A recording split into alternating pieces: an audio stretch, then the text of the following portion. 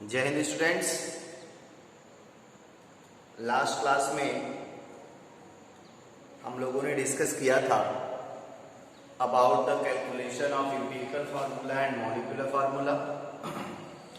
Empirical formula और molecular फार्मूले को एक्सप्लेन करते हुए मैंने आपको बता दिया था कि बेसिकली एम्पिरिकल फॉर्मूला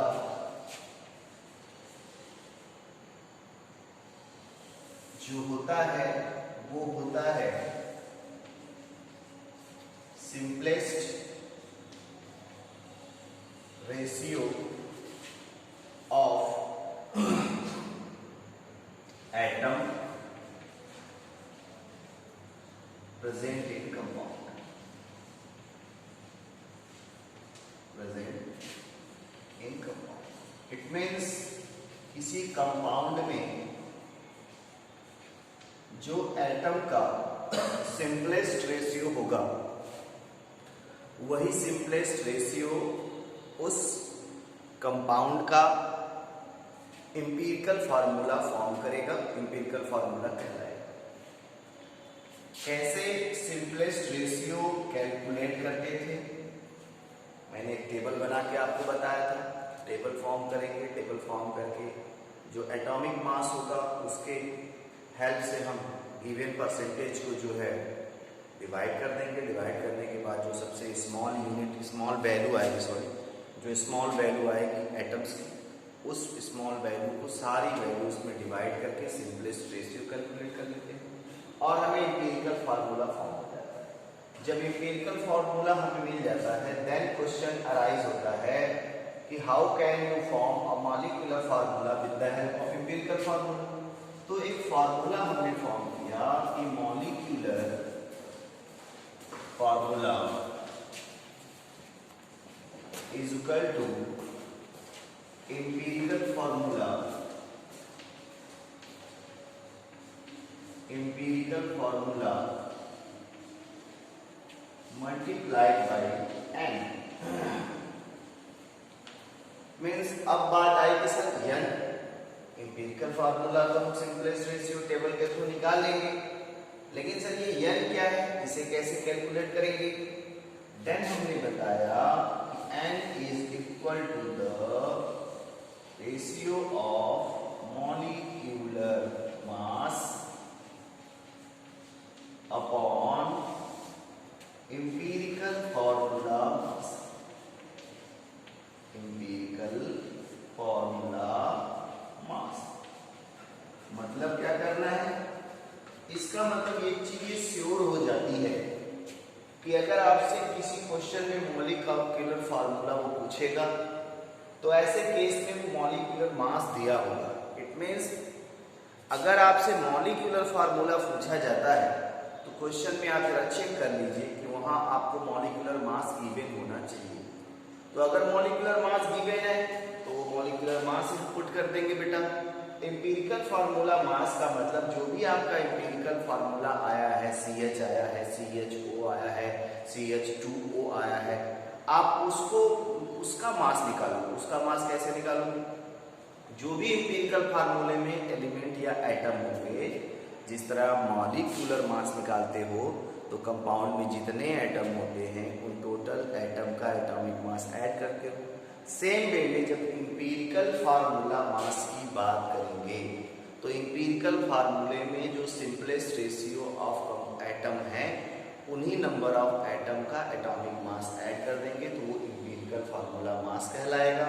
जब एम्पिरिकल फार्मूले मास से मॉलिक्यूलर मास को आप डिवाइड करोगे देन n आएगा और इसी n को जब मल्टीप्लाई करोगे एम्पिरिकल फार्मूले में देन आपको मॉलिक्यूलर फार्मूला मिल जाएगा।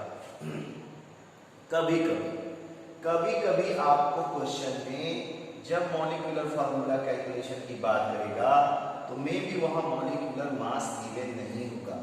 ऐसे केस में कभी कभी डेंसिटी ऑफ कंपाउंड गिवन होता है। तो अब बात आती है सर कि डेंसिटी ऑफ कंपाउंड अगर गिवन हो और मॉलिक्यूलर फार्मूला पूछे तो डेंसिटी पता है तो हमारे पास एक रिलेशन भी है कि अगर आप मॉलिक्यूलर मास का रिलेशन निकालोगे तो मॉलिक्यूलर मास आप डेंसिटी के हेल्प से भी निकाल सकते हो। आप उस डेंसिटी में 2 का मल्टीप्लाई कर दो। इट मीन्स अगर कभी क्वेश्चन में मॉलिक्यूलर मास गिवन न हो और मॉलिक्यूलर फार्मूला आपसे पूछे तो आपने पता है कि सर मॉलिक्यूलर फार्मूला अगर चाहिए तो हमारे पास मॉलिक्यूलर मास होना चाहिए। मॉलिक्यूलर मास लेकिन क्वेश्चन में गिवन नहीं है। अगर मॉलिक्यूलर मास गिवन होता, अगर मॉलिक्यूलर मास गिवन होता तो उस मॉलिक्यूलर मास को एम्पिरिकल फार्मूला मास से डिवाइड करके निकाल देते।